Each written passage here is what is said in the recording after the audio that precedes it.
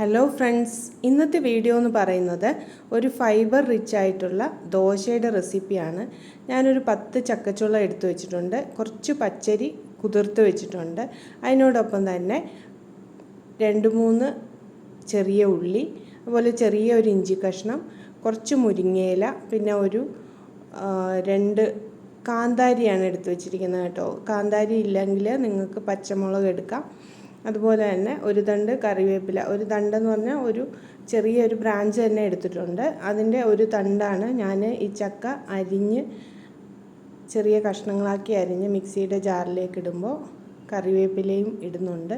അതുപോലെ തന്നെ ഉള്ളിയും ഇഞ്ചിയും കാന്താരിയും ഇടുന്നുണ്ട്. കറിവേപ്പിലയുടെ ഒരു തണ്ടും കൂടെ ഇട്ട് നന്നായിട്ടൊന്ന് അരച്ചെടുക്കണം. നല്ല മഷി പോലെ അരച്ചെടുക്കണം അത് കേട്ടോ. അപ്പോൾ അതിൽ ചിലപ്പം ചക്കയുടെ ഇതൊക്കെ ഉണ്ടാവും. അരി ഞാൻ ഒരു തരിതരിപ്പായിട്ടാണ് അരച്ചെടുത്തിരിക്കുന്നത്. ചക്ക ശരിക്ക് ഒന്നും അരഞ്ഞിട്ടില്ല എങ്കിലും വിഷമിക്കേണ്ട കാര്യമില്ല. ഞാനത് കുറച്ച് വലുതായിട്ട് അരിഞ്ഞുകൊണ്ടായിരിക്കും ഇടയ്ക്ക് ചക്കയുടെ കഷ്ണം ബാക്കിയെല്ലാം നന്നായിട്ട് അരഞ്ഞിട്ടുണ്ടായിരുന്നു. ഇത് രണ്ടും കൂടെ ഞാനൊന്ന് മിക്സ് ചെയ്യുന്നുണ്ട്. ആ ചക്കയുടെ ചെറിയ തുണ്ട് കഷ്ണങ്ങൾ അതിൽ കിടക്കുന്നുണ്ട് കേട്ടോ. പക്ഷെ അത് കടിക്കാൻ കിട്ടുമ്പോൾ നല്ല ഒരു ടേസ്റ്റാണ്. ഇതിൻ്റെ കൂടെ 1 സ്പൂൺ ഉപ്പാണ് ഇട്ട് കൊടുത്തിരിക്കുന്നത്. ഇത് നന്നായിട്ട് ഇളക്കി യോജിപ്പിക്കുക. അതിനോടൊപ്പം തന്നെ ഞാൻ കുറച്ച് മുരിങ്ങയില എടുത്തു വെച്ചിട്ടുണ്ടായിരുന്നു, മുരിങ്ങയിലയും കൂടെ ഇടുന്നുണ്ട്.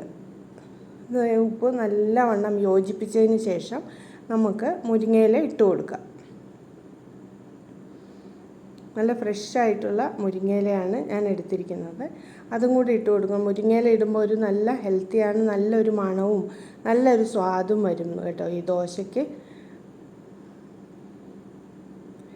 ഞാൻ പാൻ ചൂടാകാൻ വെച്ചിട്ടുണ്ട്. അതിലേക്ക് ഓരോന്നായിട്ട് ഒരു തവി മാവ് ഒഴിച്ചു കൊടുക്കുക. ഓരോന്നായിട്ട് നമുക്ക് ഉണ്ടാക്കിയെടുക്കാം.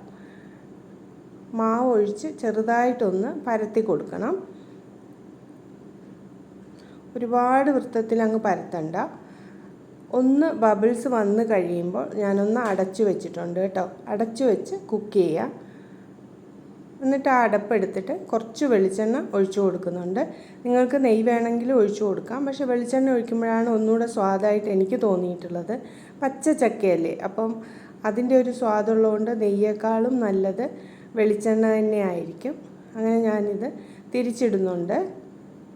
നല്ല ടേസ്റ്റി ആയിട്ടുള്ള എന്നാൽ ഹെൽത്തി ആയിട്ടുള്ള ഒരു ദോശയാണ് കേട്ടോ. ചക്കക്കാലമൊക്കെ കഴിയുന്നതിന് മുമ്പ് എല്ലാവരും ഇതുപോലൊന്ന് ഉണ്ടാക്കി നോക്കണം. ഞാൻ ആദ്യത്തെ ദോശ നല്ലവണ്ണം ഫ്രൈ ആക്കി എടുക്കുന്നുണ്ട്. കണ്ടോ, നല്ല മൊരിഞ്ഞ് വന്നിട്ടുണ്ട് കേട്ടോ. ഇനി ഒരെണ്ണം കൂടെ ഉണ്ടാക്കി കാണിച്ചു തരാം. ഒരു തവി മാവ് ഒഴിക്കും, എന്നിട്ട് കുറച്ചൊന്ന് പരത്തുക, അല്ലാതെ ഒരുപാടങ്ങ് പരത്തേണ്ട കാര്യമില്ല. ഒരുപാട് പരത്തിയാൽ ദോശ ഇങ്ങനെ മുറുമുറാന്നിരിക്കും. അപ്പോൾ നമുക്ക് ഒരു സോഫ്റ്റ്നെസ് ഉണ്ടാവില്ല. അതുകൊണ്ടാണ് കേട്ടോ. മാവ് ബാക്കിയായാൽ നമുക്ക് ഫ്രിഡ്ജിൽ വെച്ച് വൈകുന്നേരമോ അല്ലെങ്കിൽ നാളെയൊക്കെ യൂസ് ചെയ്യുകയും ചെയ്യാം കേട്ടോ. വെളിച്ചെണ്ണയാണ് ഞാൻ ഒഴിച്ചു കൊടുക്കുന്നത് കേട്ടോ. വെളിച്ചെണ്ണ ഒഴിക്കുമ്പോഴാണ് ടേസ്റ്റായിട്ട് എനിക്ക് തോന്നിയിട്ടുള്ളത്. ഇത് പണ്ടുകാലം മുതലേ അമ്മ ഉണ്ടാക്കുന്ന ഒരു ദോശ തന്നെയാണ്. അമ്മ ഇതിൽ ചിലപ്പോൾ ഗോതമ്പാണ് ചേർക്കുന്നത്. അരിക്ക് പകരം ഗോതമ്പ് പൊടി ഉണ്ടല്ലോ, അത് കലക്കിയിട്ട് ഉണ്ടാക്കാറുണ്ട്. അത് നല്ല ടേസ്റ്റാണ്. നിങ്ങൾക്ക് അരി വേണ്ടാന്നുണ്ടെങ്കിൽ അങ്ങനെ ഉണ്ടാക്കാം. അപ്പോൾ ഞാനിതെല്ലാം ഒന്ന് ഉണ്ടാക്കിയെടുക്കാം.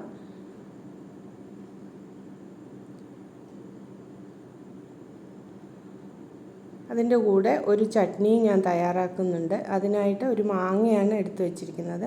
മാങ്ങ തോലൊക്കെ കളഞ്ഞ് കഷ്ണങ്ങളാക്കി എടുക്കണം. മുഴുവൻ വേണ്ട കേട്ടോ, 2 കഷ്ണം മതി. അതിൻ്റെ കൂടെ 2 ചെറിയ ഉള്ളി, 2 കാന്താരി, 3 ഉണ്ട് കേട്ടോ. കുറച്ച് കറിവേപ്പില, കുറച്ച് തേങ്ങ. ഇതെല്ലാം മിക്സിയുടെ ജാറിലിട്ട് ഒരു 1/2 സ്പൂൺ ഉപ്പും ഇട്ട് നന്നായിട്ട് ഒന്ന് അരച്ചെടുത്താൽ മതിയാകും. ഇതിൻ്റെ മുളകിന് എരിവ് കുറവാണെങ്കിൽ ഇത്തിരി കാശ്മീരി ചില്ലി പൗഡറും കൂടെ ഞാൻ ഇട്ട് കൊടുക്കുന്നുണ്ട്. അങ്ങനെ മാങ്ങാ ചമ്മന്തിയും റെഡി ആയിട്ടുണ്ട്. ഇതിൻ്റെ കോമ്പിനേഷൻ മാങ്ങാ ചമ്മന്തിയും ഏത് ചമ്മന്തിയും നല്ലതാണ്, പക്ഷേ ചക്കയുടെ ഒക്കെ ടേസ്റ്റിന് മാങ്ങ നല്ലൊരു കോമ്പിനേഷൻ ആയിരിക്കും കേട്ടോ. അപ്പോൾ ഇന്നത്തെ വീഡിയോ ഇത്രയേ ഉള്ളൂ. വീഡിയോ ഇഷ്ടമായാൽ ലൈക്ക് ചെയ്യണം, ഷെയർ ചെയ്യണം, കമൻറ്റ് ചെയ്യണം. Thank you.